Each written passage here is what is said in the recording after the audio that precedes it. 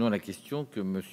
Krabal va poser à Madame la ministre de l'Environnement, de l'Énergie, de la Mer, chargée des relations internationales sur le climat. Vous avez la parole. Madame la ministre, ma question porte sur le marché de la pièce de réemploi, qui n'est pas une question nouvelle, vous la connaissez certainement. Ceci étant, cette question représente un chiffre d'affaires de 300 millions d'euros par an, soit 2% du marché de la pièce de rechange. La pièce de réemploi trouve de plus en plus sa place dans la réparation et la maintenance automobile. C'est une alternative complémentaire à la pièce neuve. Elle permet de sauver un véhicule qui, sans elle, serait déclaré économiquement irréparable. Elle valorise également le savoir-faire des différents professionnels de l'automobile. La pièce de réemploi a donc un fort impact sur le pouvoir d'achat des automobiles et permet de faire baisser la facture de réparation. Elle contribue à atteindre des taux de recyclage et de valorisation requis et se définit véritablement comme une pièce essentielle de l'économie circulaire, chère au président François-Michel Lambert.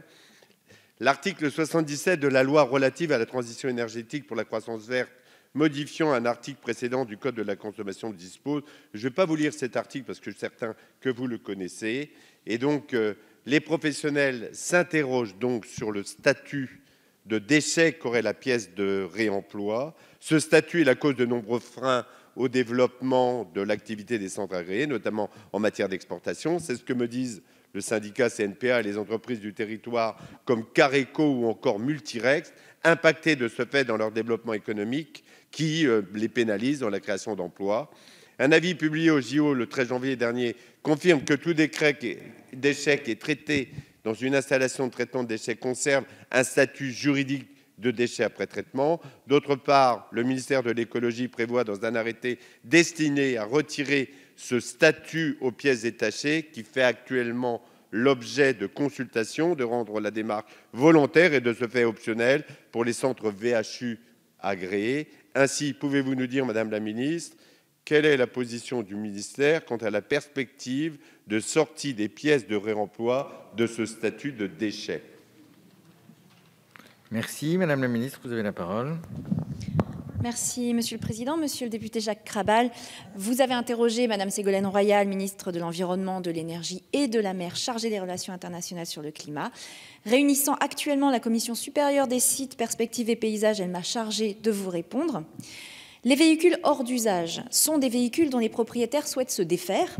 Ce sont donc des déchets, au sens de l'article L 541-1-1 du Code de l'environnement, qui prévoit que le traitement de ce type de déchets ne peut être réalisé que dans une installation titulaire de l'agrément prévu à l'article R 543-162. Ces véhicules peuvent contenir des pièces en bon état, susceptibles d'être réutilisées comme pièces d'occasion après avoir été démontées. Il s'agit d'une pratique ancienne, mais qui s'inscrit pleinement dans les objectifs en matière de gestion des déchets fixés par la loi relative à la transition énergétique pour la croissance verte. Cette pratique n'est pas contraire aux dispositions de l'article L 541-22 du Code de l'environnement, auquel fait référence l'article L 541-46, sixième alinéa que vous mentionnez, puisque ces deux articles concernent le traitement du véhicule hors d'usage dans son ensemble et la préparation en vue de la réutilisation des pièces qui en sont issues. Donc la vente de ces pièces de véhicules hors d'usage ne fait pas partie du traitement en lui-même. Des objectifs de taux de réutilisation sont d'ailleurs fixés dans les cahiers des charges des agréments de ces installations.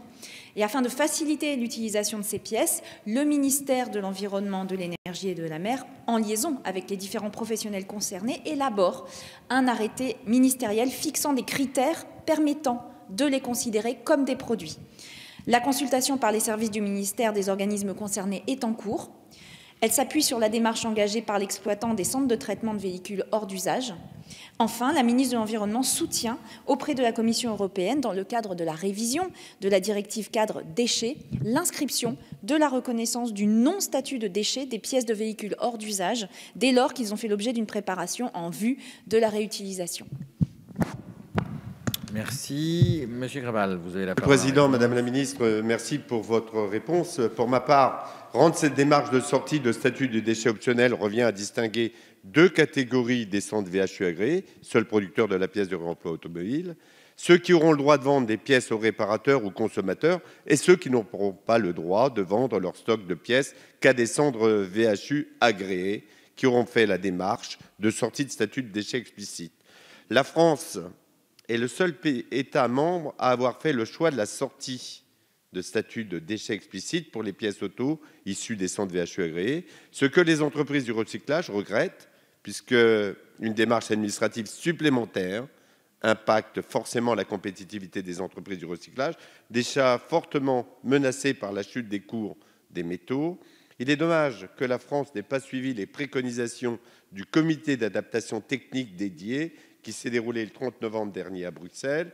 En parallèle et au lendemain de la COP21, il devient plus que nécessaire de définir un véritable statut et cadre juridique aux pièces issues de l'économie circulaire en leur apportant un cadre clair et sécurisé, contrairement aux produits non contrôlés vendus notamment par les particuliers sur Internet. C'est l'engagement que vous venez de prendre.